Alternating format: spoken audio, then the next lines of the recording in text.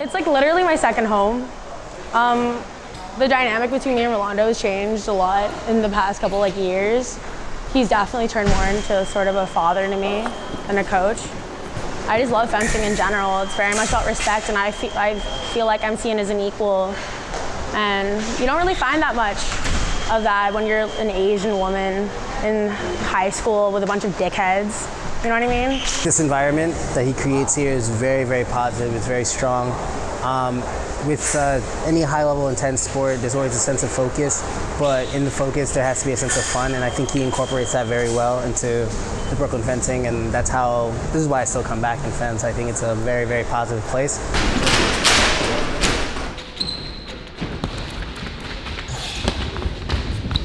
So my name is Rolando Balboa.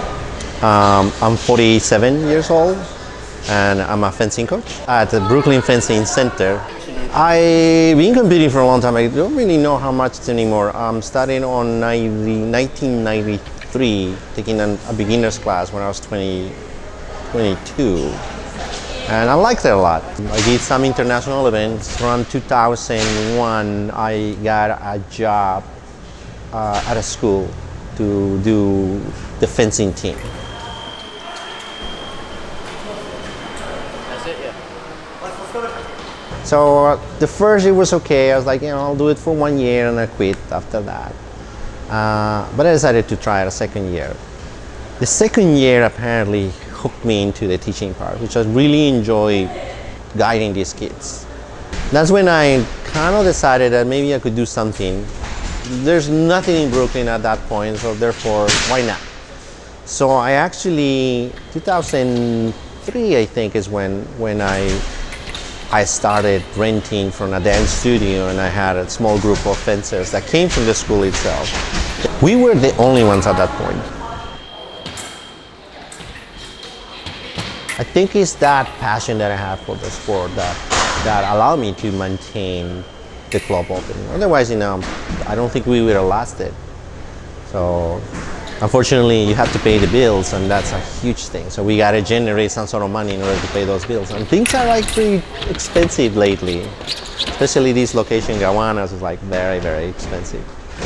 I had to learn to be a business fencer. So I had to separate my passion for the sport to the managing aspect and maintaining the fluidity of money, the cash flow of the club, in order to make it work.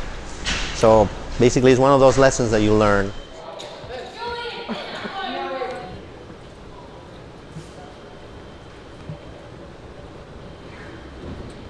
We have been preparing our kids for next season so they can start competing heavily. Then we send them to do open competitions. Actually, we run open competitions here, and the idea is give them the experience and give them the ability to learn by dealing with the frustration that you're going to have in competition. Because yes, you want to win, but you cannot win all the time. You have to sometimes learn. Then we move to ranked competitions where people with more experience will come and fence, so they have to deal with them. And as a matter of fact, everybody has to help each other progress. If you're doing something wrong, one of the more experienced fencers will come and give you guidance, and we teach that. So they learn from the more experienced fencers that there's not just coming to do fencing, but there's also, you're going to be helping a lot, and you're going to help the ones who are just coming in to deal with little details. So sometimes those are little details that make it whether you're going to be successful or not, or you're going to quit or not. Somebody actually telling you, you're doing this part right, but you're missing in this little detail. And then suddenly the light bulb goes on. It's like, oh, now I could actually do it. So it's, I think that's what I wanted to create. A situation where everybody could learn from each other.